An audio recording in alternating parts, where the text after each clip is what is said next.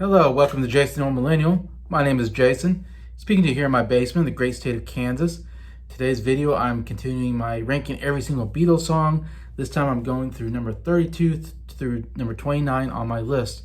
So stay tuned to see what those songs here on Jason the Old Millennial.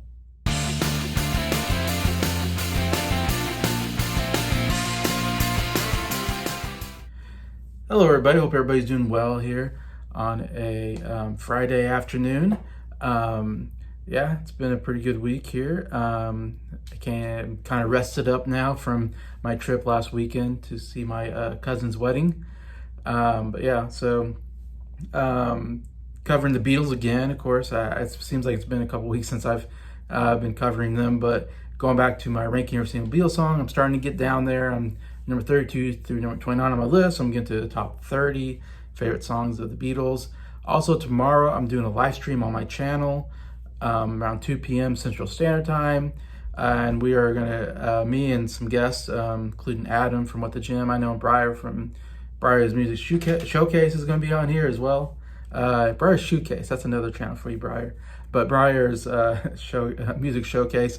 We're gonna rank our top 5 favorite Beatles cover songs. So songs that the Beatles covered as well. Anyway, so that should be a good stream because they did some good. They definitely are criticized for the cover songs not being as good as originals. Because and I shouldn't say criticized, but the albums that have the cover songs are criticized because most Beatles fans we rather listen to the original Beatles songs are better than them doing cover songs. But cover songs is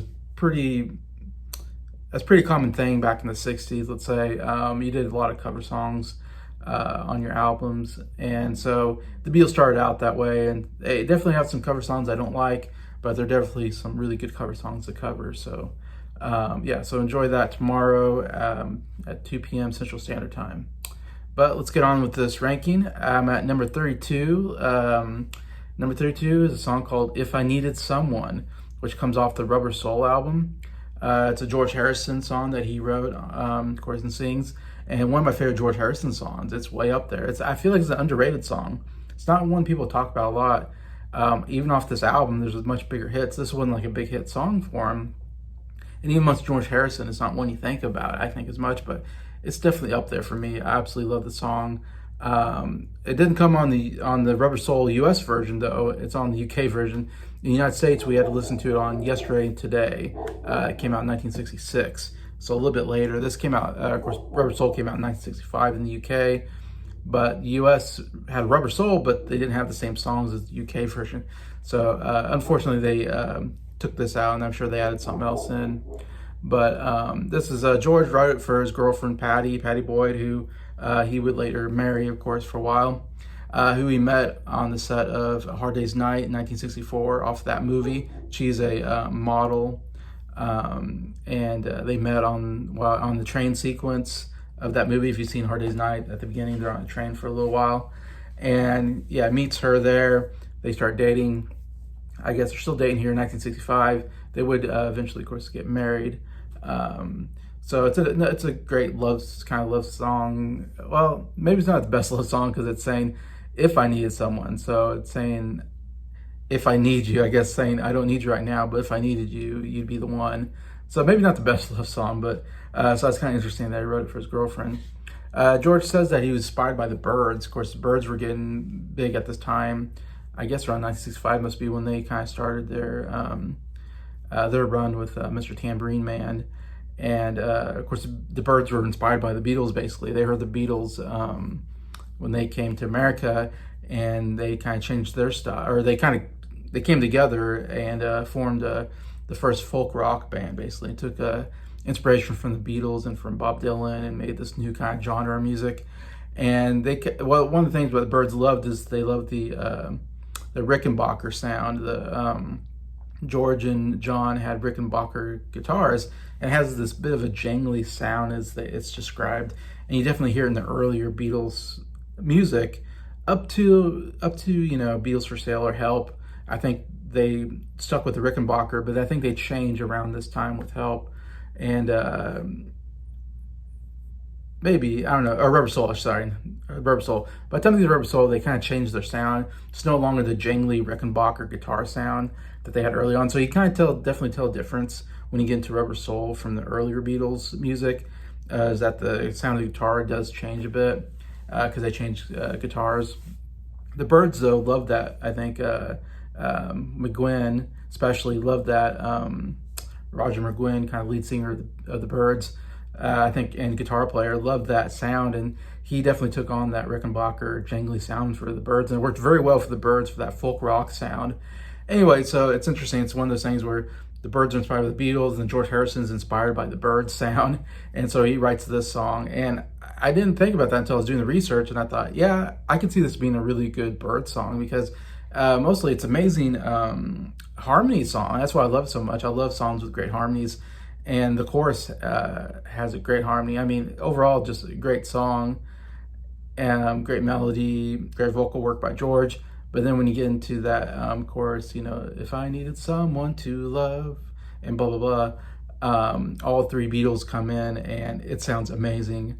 And the guitar work is great by George. And yeah, this is a really amazing song that I don't think is talked about enough. Like I said, mostly because of that harmonies are just so killer off that Rubber Soul album. Because Rubber Soul, you're starting to get into the middle Beatle period where it's not so many harmonies. I mean, there's still great harmonies in the songs, but they definitely are getting a little more harder rock music, I think. And they definitely become more individual. The songs sound more like individual songs instead of a group song. And so I love when you get a song like this, If I Need Someone, where it definitely feels like the whole group is together and sound amazing together. That's what the Beatles are so good, when they are singing in harmony and are working together. So yeah, number 32, If I Needed Someone. Number 31, definitely a big hit off of Rubber Soul. This is Norwegian Wood. Parentheses, this bird has flown. A very interesting name for a song. For a long time, I never understood Norwegian Wood. What does that mean? I always thought it meant like a forest. Like, is that name of a forest, Norwegian Wood? Anyway, but it's off the Rubber Soul album. It's a Lennon McCartney song. Obviously, it's a John written song. He lead sings it, and it kind of almost somewhat autobiographical, maybe, of his own life. Kind of talking about an affair he might have with a woman. At the time, he's still married to his first wife, Cynthia. And of course, he's having affairs all over the place, as John did, and all the Beatles probably did.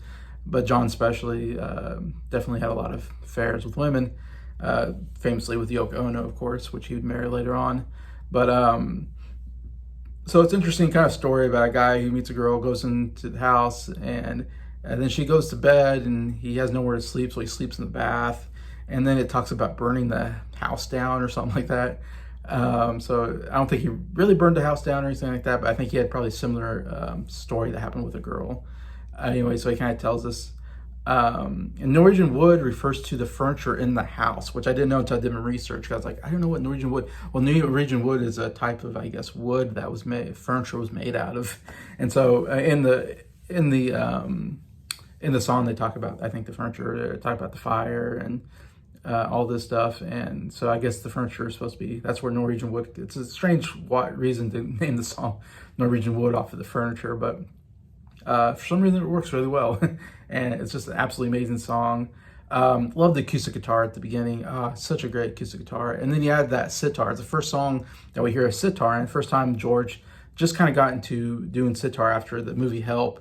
He kind of got into trying to learn how to play the Indian instrument sitar, which he become pretty well known for doing sitar playing. And this was the first song where he kind of picked out some notes to go along with the acoustic guitar. So the sitar and the acoustic guitar kind of pick along, bum bum bum bum bum bum bum bum bum bum bum bum bum. They kind of do that melody together, and it sounds really cool. Like, I think it could have been okay without the sitar.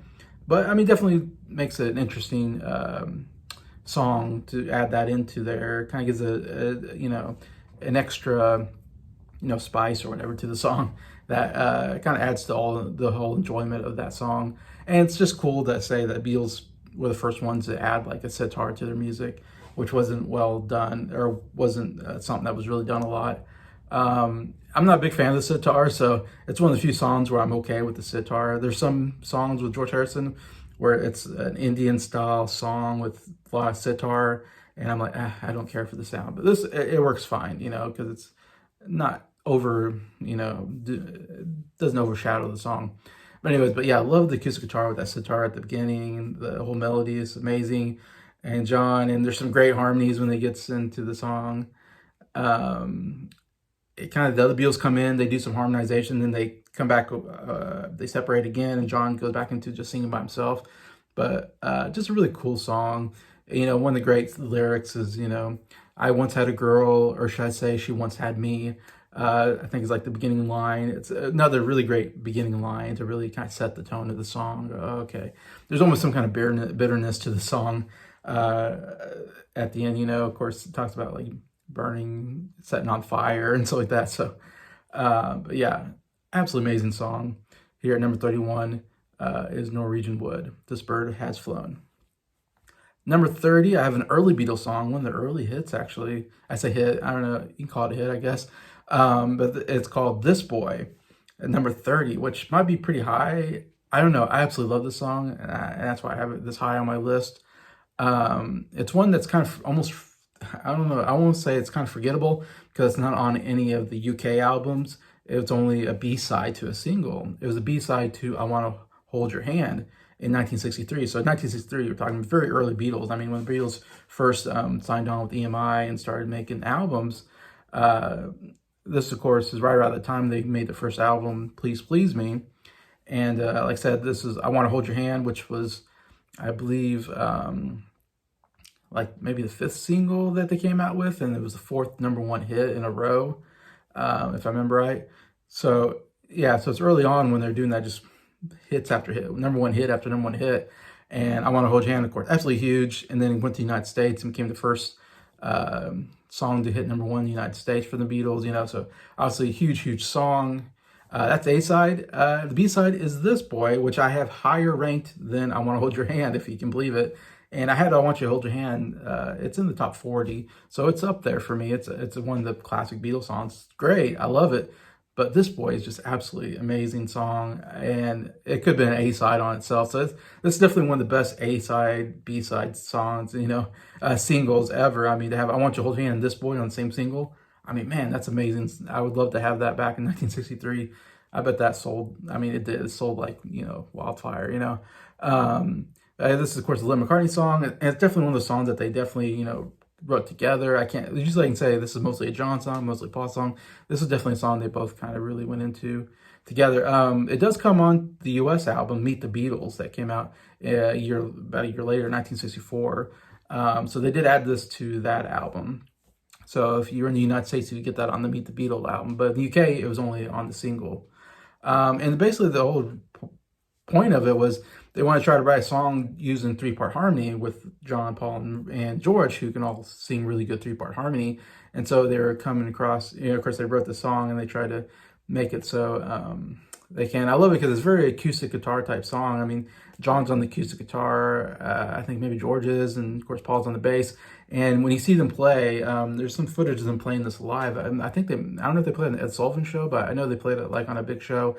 And what I love is the 3 of them sing on one mic. It's the only time I think I've ever seen that, where all 3 kind of surround this one mic. And it worked well because Paul was left-handed, so Paul can be on like the right side because his guitar would go off that way. John would be on the left side because he's right-handed. Paul wasn't right-handed, but he played. I mean, Paul wasn't left-handed, but he played left-handed. He was right-handed, but he played the bass left-handed. And so it kind of looked good with the bass going that way, the acoustic guitar going that way, and then George right in the middle with his, I think he played that Gresham country gentleman guitar or whatever. And so, yeah, so it looked great. Them 3 together, singing all together in that mic. The 3-part harmonies are absolutely amazing. Like I said, I love harmonies. And so it's no surprise this song is so far up. It's one of the best harmony songs that the Beatles ever did. And they do it mostly together, except for one point where John kind of sings this one part of the song. But the 3 together sound absolutely amazing at how they start. And I love how they start it in This Boy. And, Paul's doing all these little runs in there as well. That works so well. It's just, the harmonies, the vocal work, just so good. Absolutely love it. It was inspired by Smokey Robinson and the Miracles, which, if you've listened to my rankings, they come up all the time. They definitely was, I think Smokey Robinson is probably the biggest influence on the Beatles out of anybody, because there's so many songs early on, mainly that were inspired by Smokey Robinson. So this is another one. I mean, they loved Smokey Robinson, loved his style, and they definitely did it there. And I said like the harmonies are great, and then John, there's one part where John comes out and he's singing kind of this little part, this bridge part, I guess. And his vocal work is so good. He's really putting a lot of passion into it. And he has this great, this boy. Like how he goes into that, just belting out this middle part of the song, belting it out, and then ending it with them all coming back together with this boy, and going back into those great harmonies. I mean, oh, just so good, so amazing. Love that song. Shows how good John is, his vocal work, and during his time period. And yeah, love the song. This Boy at number 30. Last song I have on here at number 29 is a song called No Reply. It is the first song off of the Beatles for Sale album. It came out right in between Hard Day's Night and Help. So I think it came out in 65. In the US, it came off of the Beatles album. Beatles 65 was a US album. So we didn't get Beatles for Sale in the United States. So we had to get it off that album. But this is my favorite song off of that album, Beatles for Sale. And pretty high up, number 29. It's a Lennon McCartney song. And the song, I love the idea behind the song is just he goes to see his girlfriend, and there's no reply. He goes to the door, and he says that he saw her with another man, and that's why she's kind of hiding away. She won't answer the door because she doesn't want to answer because he's caught her, cheating on him. And him kind of going through that process of catching her anyways. And it's a song that's been done before in other, they're inspired by a song called Silhouettes.